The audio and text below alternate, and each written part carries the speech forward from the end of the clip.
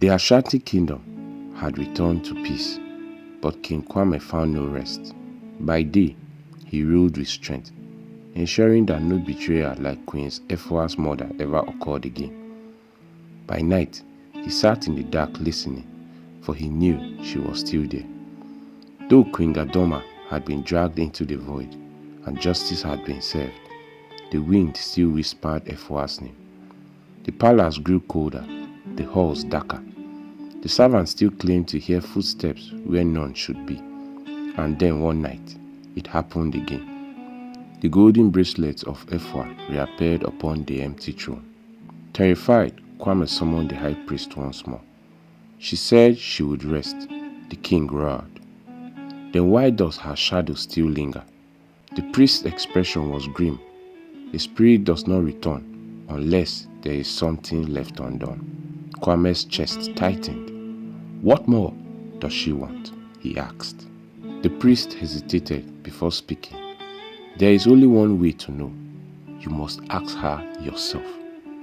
And so, on the next full moon, they gathered once more in the sacred grove. The fire was lit, the drums beat like a heartbeat in the night, and the priest called her name. This time, she did not step from the shadows. Instead, her voice filled the air. Why do you summon me, Kwame, when you already know the answer? The king swallowed hard. You said justice had been served. You said you could rest. What more do you demand? Then the flames rose high, swelling and twisting, and from within them, Efua's face took shape.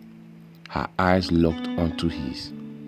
You have worn my crown, sat upon my throne, but you have never spoken my name with honor. Kwame's breath caught. You want to be remembered? I want the truth.